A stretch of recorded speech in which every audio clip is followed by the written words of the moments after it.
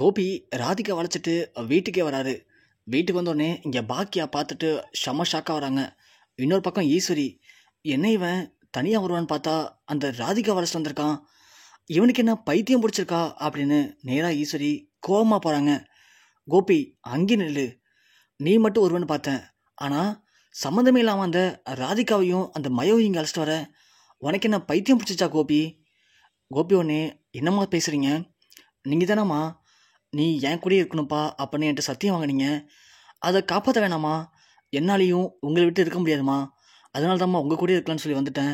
உங்களுக்கு நான் உங்கள் கூட இருக்கணும்னு ஆசை, எனக்கு ராதிகா கூட இருக்கணும்னு ஆசை, ராதிகாவுக்கும் மயோவுக்குமே என் கூட இருக்கிறதாம்மா ஆசை. அப்படி இருக்கும்போது நாம் எல்லாருமே ஒரே வீட்டில் இருந்தால் தானம்மா சந்தோஷம். ஒன்று நீங்கள் கிளம்பி என் கூட எங்கள் வீட்டுக்கு வாங்க, நீங்கள் நான் ராதிகா மயோ எல்லாருமே சந்தோஷமாக இருக்கலாம். இல்லைனா நீங்கள் இருக்கிற இடத்துக்கு ராதிகா மாயாவை நான் அழைச்சிட்டு வருவோமா, இதுதாம்மா சரியான முடிவாக இருக்கும் அப்படின்னு கோபி சொல்ல, ஈஸ்வரி உடனே, என்ன கோபி விளையாடுறியா நீ? இது எப்படி சரிப்பட்டு வரும்? அந்த ராதிகாவை வாழ்க்கையில் என்னைக்கு வந்தாலோ அன்னைக்கு தாண்டா ஆரம்பிச்சது. அப்படி இருக்கும்போது நீ என்னடா கோபி புரிஞ்சுக்காம இப்படி பண்ணுற? முதல்ல அந்த ராதிகாவை இங்கேருந்து அனுப்புடா, நீ மட்டும் உள்ளவா, அதுதான் சரியான முடிவாக இருக்கும். அம்மா, என்னம்மா பேசுகிறீங்க? மயு என் குழந்தம்மா, அப்படி இருக்கும்போது அவளையும் ராதிகாவையும் நான் எப்படிம்மா அனுப்ப முடியும்? என்னால் அனுப்ப முடியாதும்மா. நீங்கள் என்னை தப்பாக நினச்சிக்காதீங்க. உங்களுக்கு என் கூட இருக்க பிடிச்சிருக்கு அப்படின்னா ஒன்று என் கூட வாங்க, இல்லையா நாங்கள் எல்லாருமே இங்கேவே இருக்கோமா. இனியா ஒன்று, என்ன டாடி பேசுகிறீங்க? அது எப்படி டாடி செட் ஆகும்? முடியாது டாடி, அவங்க இந்த வீட்டில் இருக்கிறதுக்கு எனக்கே பிடிக்கல டாடி. திரும்பவும் நீங்கள் தப்பு மேலே தப்பு பண்ணாதீங்க டாடி. ஏற்கனவே நீங்கள் பண்ண தப்பு எல்லாமே போதும் டாடி. அவங்கள முதல்ல இங்கேருந்து அனுப்புங்க டாடி. என்ன இனியாமா பேசுகிற? மயு உன் தங்கச்சி இனியாம்மா. அப்படி இருக்கும்போது மயவை எப்படி நம்ம அனுப்ப முடியும்? மயு இங்கே தாம்மா இருப்பாங்க, அவள் உன் தங்கச்சி இல்லையா? உடனே ஈஸ்வரி, என்னடா என்ன பேசிகிட்டு இருக்க நீ? உன்னை ராதிகா உன் மனைவிங்கிற, மயு உன் குழந்தைங்கிற, யாருக்குடா குழந்த? அவள் எப்படா இனியாவுக்கு தங்கச்சியாக்க முடியும்? கோபி, நீ புரியாமலே எல்லாத்தையும் பண்ணிகிட்டு இருக்காத. ஏற்கனவே நீ இப்படி பண்ணி தான் இவ்வளோ பிரச்சனைக்கும் காரணமே. திரும்ப திரும்ப அதே தவிர ஏன்டா கோபி பண்ணுற? உனக்கு சுத்தமாக மண்டையில் அறிவே இல்லையா? அம்மா சொன்னால் ஒரு நல்லதுக்கு தான், உனக்கு அது புரியுமா புரியாதா? அம்மா சொல்கிற மட்டும் கேளு கோபி. வேற இந்த மயக்கிற மாதிரி பேசி உன்னை ஈஸியாக மயக்கி அழைச்சிட்டு போயிடலாம்னு நினைக்கிறாளுங்க. அதுக்காக தான் அம்மா உன்னைய அங்கே போகக்கூடாதுன்னு தடுத்தேன். இப்போ புரியுதா? இவ்வளோ நேரம் நீ இங்கேருந்து வரைக்கும் அம்மா சொன்னால் எல்லாமே சரியாக இருக்கும்னு நினச்ச, ஆனால் 5 நிமிஷம் அங்கே போயிட்டு வந்த உடனே உன் புத்தி மாடிச்சு பார்த்தியா? உடனே கோபி, இல்லைம்மா, நான் இப்போ தான் தெளிவாக யோசிக்கிறேன். நான் தப்பு பண்ணிட்டேன் தான், இல்லைன்னு சொல்ல. நான் பண்ண தப்பு ராதிகாவை முதல்ல காதலிச்சது தான், பாக்கியாவை தவறாக புரிஞ்சுக்கிட்டேன். அதனால் ராதிகா பின்னாடி போனேன். இப்போது ராதிகா விட்டுட்டு உங்கள் பின்னாடி வந்திருக்கேன். இப்படி ஒரு முடிவை சரியாக எடுக்காமல் ஒருத்தங்க பின்னாடி ஒருத்தங்க ஓடிக்கிட்டே இருந்தா என்னால் எல்லாருமே பாதிக்கப்படுறாங்கம்மா. அதை நான் இன்னைக்கு தெளிவாக புரிஞ்சுக்கிட்டேன். இனிமேலும் அந்த தப்பை நான் பண்ண மாட்டேம்மா. கோபி, நீ இப்போ தாண்டா தப்பு பண்ணுற.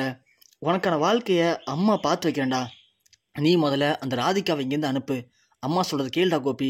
இல்லைம்மா, இதுவே நாளைக்கு செலியன் இதே மாதிரி தப்பை பண்ணிவிட்டு இங்கே வந்து நின்னா அதை நம்மளால் ஏற்றுக்க முடியுமாம்மா? இல்லை எழிலுக்கு இதே மாதிரி விஷயம் நடந்துச்சுன்னா நம்மளால் தாங்கிக்க முடியுமா? ஏன் நாளைக்கு நம்ம இனியாவுக்கே ஒரு கல்யாணம் வைக்க போகிறோம். அப்போது இனியாவுக்கு பார்க்குற மாப்பிள்ளை இதே மாதிரி தப்பு பண்ணால் நம்மளால் தாங்கிக்க முடியுமாம்மா? முடியாதும்மா. நம்ம பசங்களுக்கு ஒரு தப்பான உதாரணமாக ஆல்ரெடி நான் ஆகிட்டேன். நான் பண்ணது தப்பு தான். கண்டிப்பாக இந்த தப்பை என் பசங்க பண்ணக்கூடாது அப்படின்னு நான் நினைக்கிறேன், மனசார நினைக்கிறேன். அப்படி இருக்கும்போது இனிமேலாச்சும் நான் பண்ண தப்புக்கு ஏற்ற மாதிரி திருந்தி வாழணும்னு ஆசைப்பட்றேன். ஆனால் நீங்கள் என்ன உங்களுடைய பாசத்தினால தப்பு மேலே தப்பு பண்ண வைக்காதீங்கம்மா. நான் பண்ணுற தப்புலாம் என் குழந்தையோட தலை தான் விடியும்னு நினைக்கிறேன். பாவமா அவங்களாம். இனிமே நான் ராதிகா மயோ இவங்க கூட சேர்ந்தாமல் வாழப்போகிறேன். அதனால தான் இங்கே வந்திருக்கேன். நீங்கள் எல்லாத்தையும் புரிஞ்சுக்கிட்டு என்னை இங்கே இருக்கிறதுக்கு மட்டும் அனுமதிங்கம்மா. கண்டிப்பாக இனிமே என்னாலையும் ராதிகாவிலையும் எந்த பிரச்சனையும் வராதுமா. ஏய் ராதிகா, உனக்கு தான் அறிவில்லை, அவன் இங்கே அழைச்சிட்டு வந்திருக்கான், நீயும் அப்படியே கிளம்பி இங்கே வந்துடுவியா? உனக்கு எங்கே போச்சு புத்தி? படிச்சிருக்கல, இப்படி கொஞ்சம் கூட அறிவு இல்லாமல் வந்திருக்க பின்னாடியே உனக்கெல்லாம் வேறு இடமே இல்லையா போகிறதுக்கு?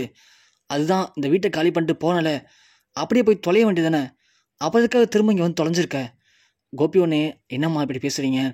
வேண்டாம்மா, ராதிகாவுக்கும் உங்களுக்கு நல்லா பிடிக்குமா. ஆனால் நீங்கள் இப்படி ராதிகாவை தப்பாக புரிஞ்சுக்கிட்டு நான் பாக்கியாவுக்கு என்ன பண்ணணும் அதை தான் நீங்கள் ராதிகாவுக்கு பண்ணுறீங்க. அதனால தான் ராதிகாவுக்கு உங்களை பிடிக்காமல் போச்சு. ஏற்கனவே ராதிகா உங்களை விட்டு பிரிஞ்சு போனதுக்கு காரணமே அதுதாம்மா. ப்ளீஸ்மா, எனக்காக பாக்கியாட்ட நீங்கள் எப்படி நடந்துக்கிறீங்களோ அதே மாதிரி ராதிகாட்டையும் நடந்துக்குங்கம்மா. கண்டிப்பாக உங்களுக்கு ராதிகாவை பிடிக்குமா. ராதிகா ரொம்பவுமே நல்ல பொண்ணுமா. அவளும் வாழ்க்கையில் பல கஷ்டத்தை தாண்டி தாம்மா இங்கே வந்திருக்கா. அப்படி இருக்கும்போது நம்மளால் அவள் கஷ்டப்படுறத சத்தியமாக என்னால் ஏற்றுக்க முடியலம்மா. எனக்காக எங்களை ஏற்றுக்குங்கம்மா. நீங்களும் வேண்டான்னு சொன்னீங்கன்னா ராதிகா எங்கம்மா போவா. ப்ளீஸ்மா, என்னை எப்படி ஏற்றுக்கிட்டீங்களோ அதே மாதிரி ராதிகாவை மன்னிச்சு ஏற்றுக்குங்கம்மா. நான் பண்ணாத தப்பாம்மா ராதிகா பண்ணிட்டா. நான் இவ்வளோ தப்பு பண்ணியிருக்கேன், ஆனால் நீங்கள் என்னை மன்னிச்சு ஏற்றுக்கலையாம்மா. ப்ளீஸ்மா அப்படின்னு சொல்லி கோபி ஈஸ்வரிட்ட கெஞ்சுறாங்க. ஆனால் ஈஸ்வரி, என்னால் முடியாது கோபி, நீ முதல்ல அவளை வெளியே விடு. இல்லையா இங்கேருந்து அவளை அனுப்பு முதல்ல. அம்மா, நானும் முடிவாக சொல்கிறேன், இதுதான் உங்கள் முடிவு அப்படின்னா என் முடிவை நீங்கள் தெரிஞ்சுக்குங்க. நான் உங்களுக்கு சத்தியம் பண்ணியிருக்கேன், உங்கள் கூட இருப்பேன்னு சொல்லியிருக்கேன். ஆனால் நான் உங்களை விட்டு போகணும்னு நினைக்கல. உங்களுக்கு பிடிச்சிருந்தா நாம் எல்லாரும் ஒன்றா இதே வீட்டில் இருக்கலாம். இல்லைனா நான் பழைய வீட்டுக்கு போகிறேன், நீங்கள் அங்கே வாங்க. முடியலை அப்படின்னா என்னால் ஒன்றும் பண்ண முடியாது, என்னை மன்னிச்சுங்கம்மா அப்படின்னு சொல்ல ஈஸ்வரனே பாக்கியா பார்த்து முறைக்கிறாங்க. ஏய் பாக்கியா, இப்போ நான் அமைதியாக நட்டுருக்க. அவன் போயிட்டு ராதிகா வளர்ச்சிட்டு வந்து இங்கே தங்கப்பான்னு சொல்கிறானே, இதுக்கே நீ பேசாமல் இருக்க. இப்போ நீ பேசு பாக்கியா. இன்னும் மட்டும் சொன்னல கோபி இந்த வீட்டில் இருக்கக்கூடாது, அவர் வெளியே போக சொல்லுன்னு சொன்னல. இப்போ மட்டும் ஏன் அமைதியாக இருக்க. இப்போ இந்த கோபி ராதிகா வளர்ச்சிட்டு இங்கே வந்திருக்கான்ல, இப்பயும் சொல்லு. இல்லை கோபி, இங்கே இருக்கக்கூடாது, உங்களுக்கு வேணா நான் அனுமதி தந்தேன், ராதிகாவுக்குலாம் அனுமதி இல்லை, வெளியே அனுப்புன்னு சொல்லு பாக்கியா. இப்போ மட்டும் அமைதியாக நிற்கிற. அப்போது இதெல்லாம் ஓன் திட்டமா பாக்கியா அப்படின்னு ஈஸ்வரி கேட்க, ஏன்த்த என்கிட்ட வரீங்க. உங்கள் பையன், நான் சொன்னனே, உங்கள் பையன் ஒரு ஒரு நாளைக்கும் ஒரு ஒரு மாதிரி இருப்பார். அவருக்கு இப்போ தான் மண்டையில் உரைச்சிருக்கு. நம்மளை நம்பி வந்த யாருக்கும் துரோகம் பண்ணக்கூடாது அப்படிங்கிறது இப்போ தான் உரைச்சிருக்கு.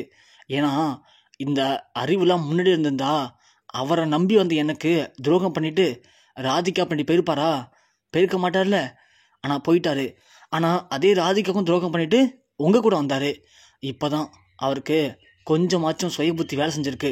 அதனால தான் நம்ம பண்ண தப்பை நம்மளே சரி பண்ணணும்னு சொல்லிட்டு ராதிகா பின்னாடி போயிருக்கார் அத்தை. அப்படி இருக்கும்போது ஒரு குடும்பம் நல்லா இருக்கணும் அப்படின்னா கண்டிப்பாக எதுவுமே தப்பு இல்லை. கோபி ராதிகாவோட சேர்ந்து இங்கே இருந்தால் ராதிகாவுக்கு சந்தோஷம். கோபி ராதிகாவும் ஒன்று சேருவாங்க அப்படின்னா எனக்கு அதில் எந்த ஆட்சேபனையும் இல்லை. 2 பேரும் இங்கேவே இருக்கட்டும், எனக்கு அதில் எந்த ஒரு பிரச்சனையும் இல்லை அத்தை அப்படின்னு சொல்ல ஈஸ்வரிக்கு இங்கே என்ன பண்ணுறேன்னு தெரில. பாக்கியாவும் டக்குன்னு கட்சி மாறிட்டா. இந்த கோபியும் எதையுமே புரிஞ்சுக்காம தன்னுடைய பேச்சை கேட்காம அந்த ராதிகாவை இந்த வீட்டுக்கு அழைச்சிட்டு வந்தான் அப்படின்னு கடுப்பில் ஈஸ்வரி, எப்படியோ போய் தொலைங்க, எனக்கு உங்களை பண்ணுறது யாருமே பிடிக்கவே இல்லை அப்படின்னு சொல்லிட்டு ஈஸ்வரி போய் ரூம் கதவை மூடிடுறாங்க. இங்கே பாக்கியா ரெஸ்டாரண்ட் கிளம்பி போயிடுறாங்க. இங்கே இனியா, டேடி நீங்கள் இப்படி பண்ண நான் எதிர்பார்க்கவே இல்லை டாடி, நீங்கள் வேஸ்ட் டாடி அப்படின்னு சொல்லிட்டு இனியா அழுதுகிட்டே போயிடுறாங்க. இங்கே உடனே கோபி மயோ பார்த்து, மயோ என்னம்மா எல்லோரும் டேடி திட்டம்னு சொல்லி உனக்கு ஒரு மாதிரி இருக்கா? ஃபீல் பண்ணாதம்மா, ஃப்ரீயாக விடு. கண்டிப்பாக நான் எப்படி அப்பா அவங்க எல்லாரையும் புரிஞ்சுக்கிட்டனோ அதே மாதிரி பாட்டி அக்கான்னு எல்லாருமே ஒன்று புரிஞ்சுப்பாங்க. வாங்க நம்ம ரூமுக்கு போகலாம் அப்படின்னு கோபி ராதிகாவையும் மயோவையும் தன்னுடைய ரூமுக்கு அழைச்சிட்டு போகிறாரு.